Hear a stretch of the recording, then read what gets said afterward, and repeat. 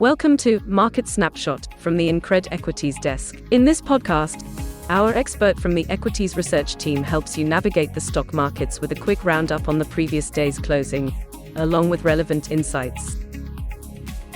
Good morning, everyone. Nifty opened on a positive note. There was a gap involved as such. It went almost till 23,950, and from there we witnessed rejection sort of forming and closed near the low point of the day. With this, Nifty has formed yet another rejection candle.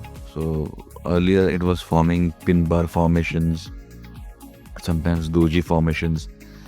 This time around as well, it's formed slightly, one can say something like gravestone doji, not exactly a doji as such, but with a tall upper body and a small candle as such. So again, a very strong rejection candle, which again means that Nifty is going to stick in a range which has been going on for a while now, where the supports are at 23,500, the resistances are at around 24,000.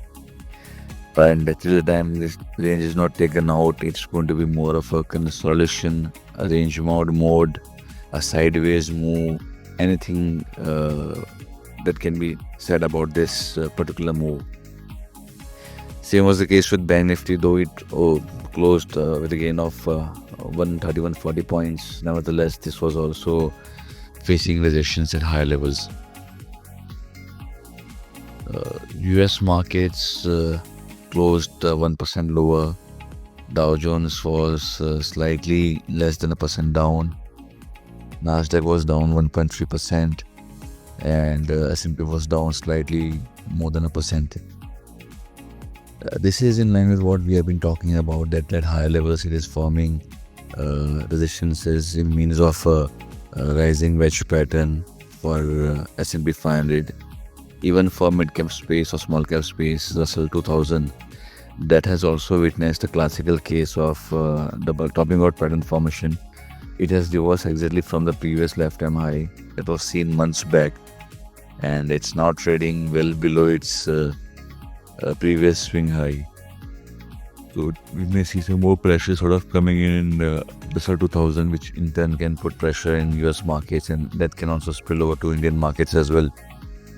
For now, whatever move we are seeing in the global markets, that is not getting reflected properly because we are still trading in a range bound mode. As far as trades are concerned in index, I would skip trading. Such kind of increased volatility does not make sense for to buy Nifty or to sell Nifty actually. Same is the case with Bank Nifty.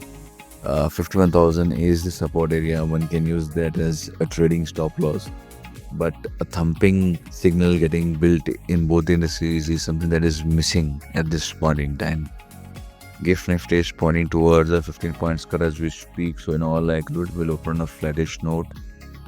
Risk traders can look to buy Nifty, but that should be near the 200 exponential moving average, so at least a fall till 23,750 spot is where one can try to nibble in for some 150 points upside.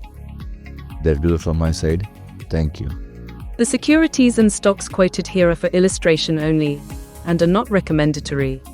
Investment in securities market are subject to market risks. Read all the related documents carefully before investing.